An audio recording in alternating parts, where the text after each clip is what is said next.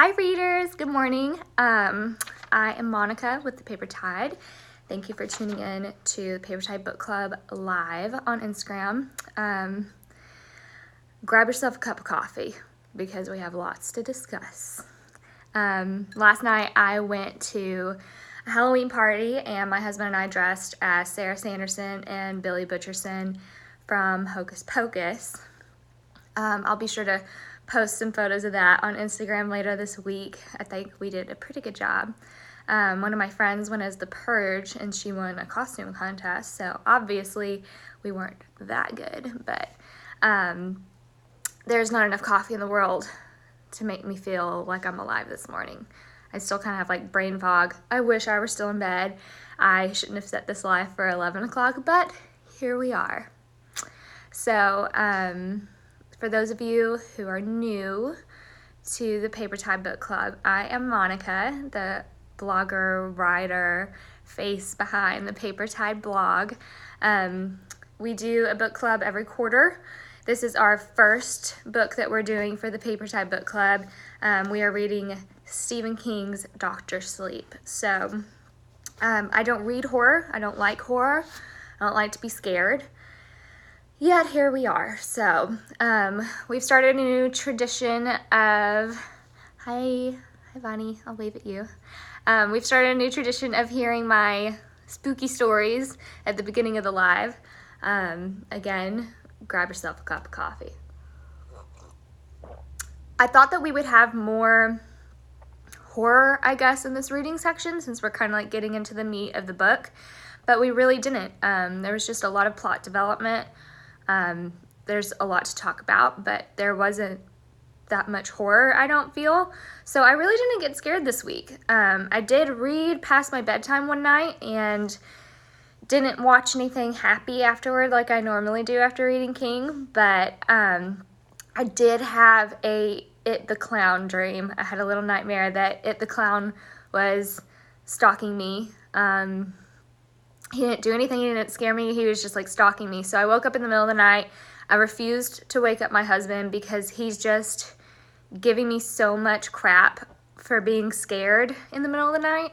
So I just like scooted really close to him and like kept on scooting over towards him and refused to look like anywhere besides the ceiling. So that's my only little spooky story this week, I guess. Hi Mary Kate, thanks for joining. So this week, there is a lot to talk about, so we'll get on into it because I try to keep these lives at like right at 10 minutes. We read chapters 18 through 13 for week 3 of the Paper Tide Book Club. Let's get going. So chapter 8, we opened with some pretty intense foreshadowing, if I do say so myself. So Dan experienced a head explosion from Abra, and I want to read a quick little excerpt. If you go to page 271 that I did have marked. So it's something that Dick Halloran had said. He said, because everything that goes around comes around. Maybe it's our luck, maybe it's our fate, but either way, it comes back around. What is it Dick said that he gave me in that lockbox? When the pupil is ready, the teacher will appear. Not that I'm equipped to teach anyone anything, except maybe don't take a drink, you won't get drunk. So we are seeing that foreshadowing that Dick had said way early on that Dan will soon become a teacher, and he is. So that led to Dan and Abra meeting. I love when two people with The Shine meet. I think that was one of my favorite scenes from The Shining whenever Dick and Dan met. I think that they really just get to play with their shine, and you see that with Abra and Dan as well. I will journey to say that this will remain one of my favorite scenes of the book, but we're not done with it yet. I think that Abra really found comfort in Dan. Obviously, I mean, she's known him since she was a baby, but finally meeting and experiencing another person with the shine, they had this really like comforting banter that I really loved. So chapter 9, Voices of Our Dead Friends. Dick Halloran playing a creepy little ventriloquist through a dead body. Thanks, I'd rather not. That was just so creepy, but he did tell Dan a lot of helpful tips with the true knot. I think the biggest one is that he said go to your friends, and I'm so happy that Dan finally has friends to go to. He goes to Billy, he goes to Dr. John, but I can't help but being so afraid that he's going to lose one of them. Dick Halloran also said make them eat their own poison, so I don't know what that means. I don't know if it means like make one member of the True Knot take steam from a member of the True Knot. I'm not sure, but I'm sure that that'll come to fruition, obviously at the end of the book, but hopefully in this next reading section. So Dick Halloran really gave him some little fun facts there. One of the biggest scenes that we read was whenever Rose is on the hunt for Abra, she plans to meditate, slip into her mind whenever she's asleep. But, of course, Rose underestimated her. Instead of just setting an alarm in her mind, Abra set a trap. She went full-on Daenerys Targaryen on her and trapped her to get out of her head. What's worrisome about that is that Abra is 13. She doesn't know what she's doing. She doesn't realize the weight of the situation that she's in. So that kind of lit a fire under Rose, and now she's definitely angry, definitely has a vendetta. And Abra just doesn't know what she's doing. So this is also whenever Dan asked Dr. John to go dig up the little baseball boy so that Abra could have that glove. And he also tests Billy Shine. So we know that Billy Shine's a little bit, not as strong as Dan, obviously, but he does have a little something. So that, to me, kind of felt like Dan was building an army, which I think is really important. Obviously, Dan can't do this alone. But again, I'm still just so scared that he's going to lose one of his members in battle. In chapter 11, I have said it once, I will say it again, this book is so well written. Like, it bothers me that I'm reading a horror novel, but it also makes me happy because it is so well written. So many people have said that this is King at his best, and I'm so glad that I'm reading him at his best because I do hear that he has some misses. Am I going to explore more King and see which ones are those misses? No, I'm not. I'm not going to do that. So I'm really happy to be experiencing such good writing. We also see John and Dan dig up the baseball boy, and that's what made me say that it's such good reading.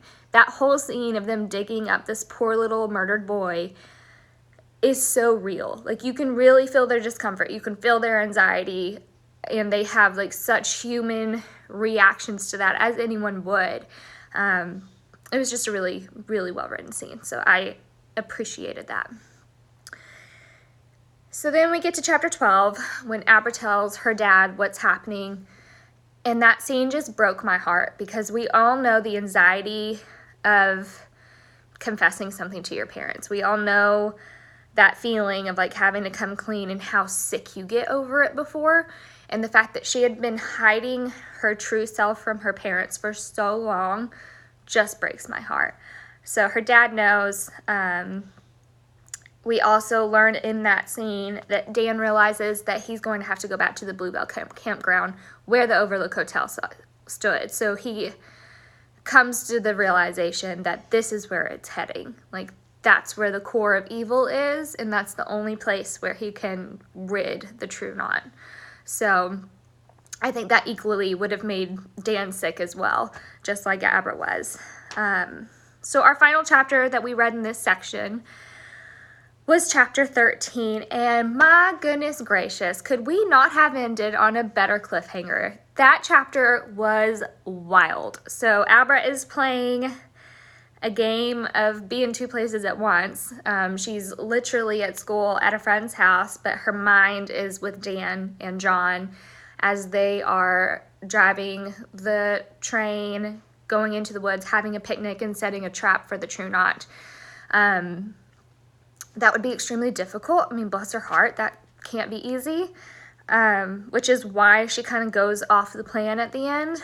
But the important takeaway from that whole scene is that Barry, Andy, and Walnut are dead. They're gone.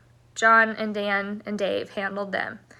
They also got to experience the True Knot cycling and dying, and so they kind of got a taste of how dire their situation is, and that they really do have to rid the True Knot of the world. But Abra didn't stick to the plan. She went back home. And the way it ended leaves us to assume that Crow kidnaps Abra. It was so hard to quit reading right there. I just wanted to keep on going. But that was like, I am the leader of the book club. I have to stop reading. So another main takeaway from all of this, from this reading section, is that the True Knot are dying. We kind of already knew that in the beginning, but now they have measles from the little baseball boy, so they're all getting measles and just kicking the bucket.